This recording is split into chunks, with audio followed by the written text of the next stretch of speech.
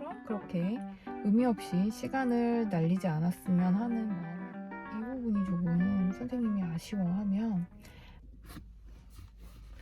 안녕하세요 여러분, 수다제이입니다. 지난번에는 제가 유튜브 이름을 정하지를 못해가지고 뭐 이상하게 영상을 보니까 소개를 했더라고요. 어찌됐든 저는 시험관 5년차이고요. 앞서서 나이는 말씀을 드렸고 77년생입니다. 다시 한번 말씀드릴게요. 이번 영상을 처음으로 보시고 계시는 분도 계실 수 있으니까. 제가 이제 앞서 말씀드렸던 것처럼 병원에 올 때마다 기록을 남기고 싶다라고 말씀을 드려가지고, 그래서 저도 이제 제 기록을 하고 또 제가 경험했던 거를 여러분하고 공유하고 싶어가지고 영상을 찍게 됐다고 말씀을 드렸어요. 지난주에 사실 병원을 한 번 왔었는데요. 옆에 남편도 있고 그래가지고 아직 제가 이 유튜브를 하고 있다는 얘기를 말을 안 했어요. 그러고 전 또 사실 다른 유튜브 채널을 하고 있기도 하거든요. 요거는 이제 세컨드 뭐 이런 채널이에요. 그래서 이제 요 채널에 대해서 얘기를 안 하기도 했고 해서 일단 상황이 안 돼가지고 건너뛰었고요. 죄송합니다. 근데 별건 없었고요. 그냥 이제 과배란을 위한 주사를 받아왔다. 지난주 수요일이에요. 그게 제가 영상을 못 남긴 게. 근데 선생님이 토요일날 보자고 했는데 제가 주말 동안 지방으로 여행을 가게 돼가지고 월요일날 선생님한테 말씀을 드려서 다시 진료 일정을 잡았습니다. 그리고 선생님한테 이제 주사는 엄청 많이 받아왔어요. 과배란하고 또 배란 억제하는 주사 이런 거까지 다 받아가지고 여행을 가서 냉장고에 넣어놓고 또 이동하는 동안에는 아이스팩에다가 담아가지고 이렇게 해서 이동을 하고, 또 도착해서는 냉장고에 넣어서 보관하고. 과배란 주사 중에 냉장 보관해야 되는 주사가 있어요. 처음 보시는 분들이 계실까봐 설명을 해드리고요. 그렇게 해서 여행을 잘 다녀왔고, 월요일, 오늘은 어버이날이거든요. 오늘 선생님하고 이제 진료를 보고서 다시 영상을 켜게 됐습니다. 제가 오늘 이제 진료실을 가서, 초음파를 보고 알게 된 사실은, 난포가 하나밖에 자라지 않았어요. 지금 그게, 사실 제가 노화가 많이 진행이 되긴 했잖아요. 나이가 있긴 있으니까. 근데 그래도 난포가 그 2개에서 3개는 항상 자랐어요. 그러니까 내막을 보기 위해서 초음파를 봤을 때도 난포는 보이잖아요. 난포는 2개에서 3개 정도 자라고 있었는데, 이제 과배란을 시작하고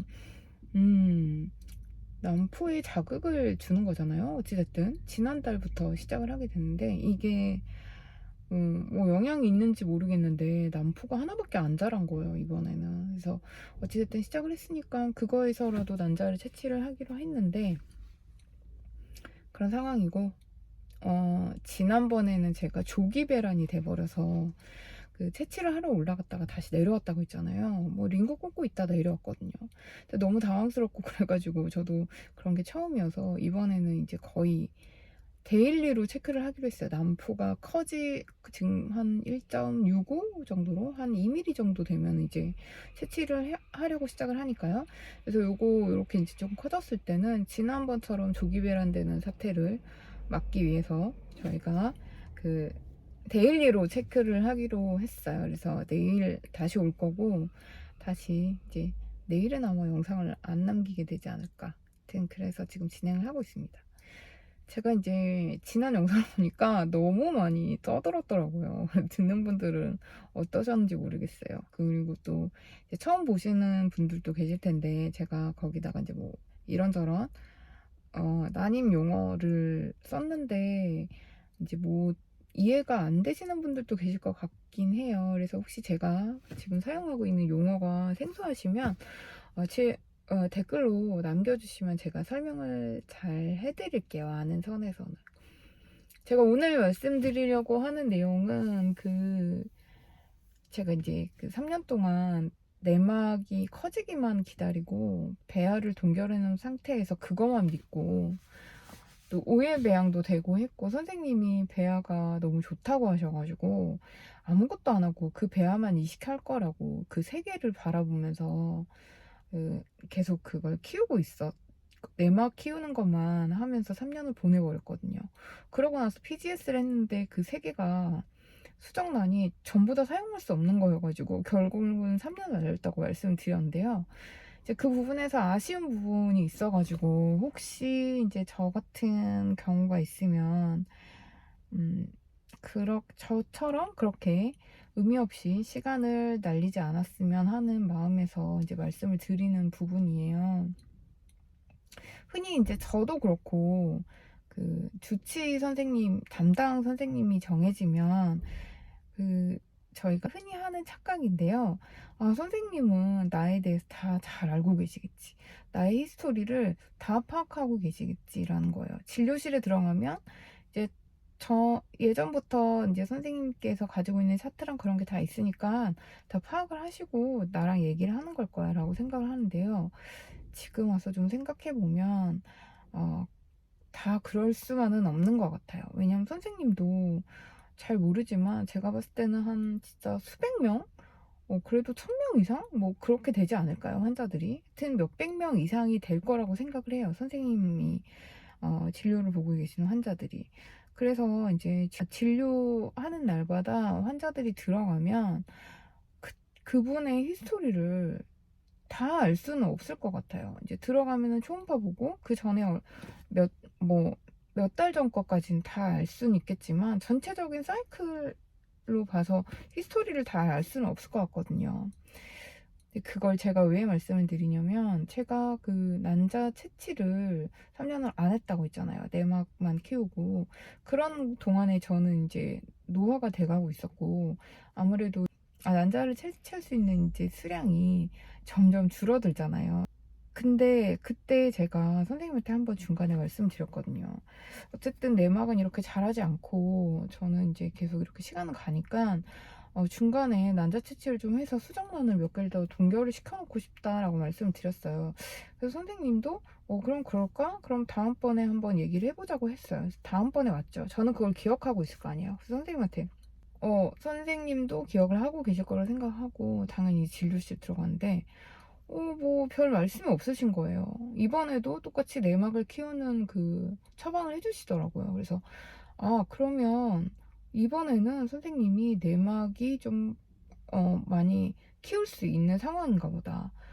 좀 달라진 상황인가 보다. 그래서 선생님이 내막에 집중을 하고 배아를 이식을 하려고 하나 보다라고 추측을 했어요. 그래서 그 얘기를 하지 않았거든요. 근데 그런 채로 그 달이 넘어갔고 그 다음 달에도 그런 얘기가 없으셨어요. 그러니까 과배란을 해서 난자치질을 해보자.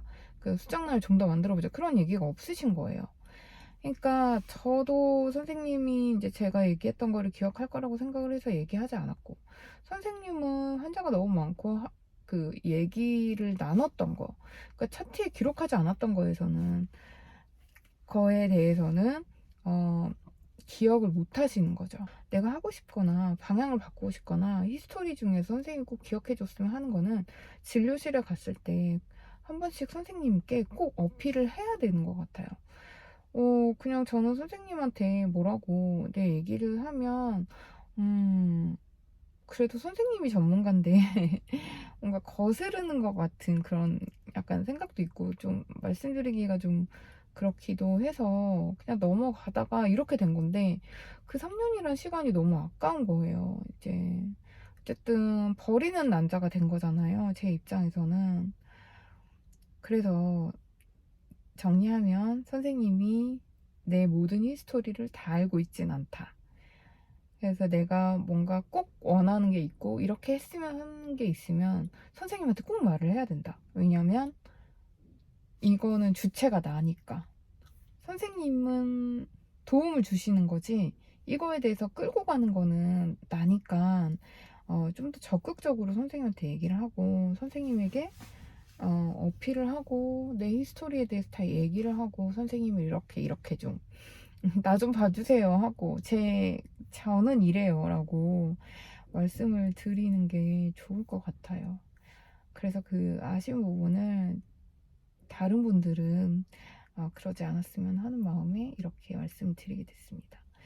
또 하나가 더 있어요. 더 말씀드리고 싶은 게 이번에 가끔 그 보면은 선생님이 내가 생각했던 것보다 아니면은 조금 다른 선생님은 그러니까 우리 선생님은 이런 부분이 좀 아쉬운데 다른 선생님은 어떨까 하는 궁금함 또 경험해보고 싶을 때가 있잖아요.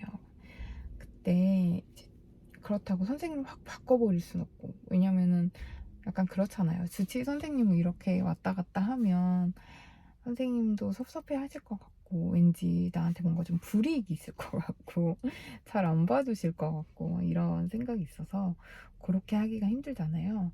근데 이제 저는 이제 그렇게 선생님을 바꾼다는 생각은 안 했고 또 다른 선생님을 어, 내가 정해서 경험하게 된 건 아니고 선생님이 이제 여름 휴가를 가셔가지고 부재 중이신 경우가 있었어요.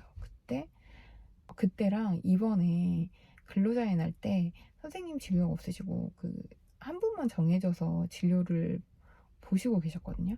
그래서 이제 그렇게 두 번에 걸쳐서 다른 선생님들을 경험해 볼 기회가 있었는데 딱 진짜 진료 한 번 봤는데 스타일 차이가 확 느껴져요. 얘기하는 거, 차트 봐주시는 거, 나에 대해서 이제 다시 그 선생님도 파악을 해야 되니까 어떻게 파악을 해주신 건지 그런 것까지 다 이렇게 한 번의 진료로 파악이 되더라고요.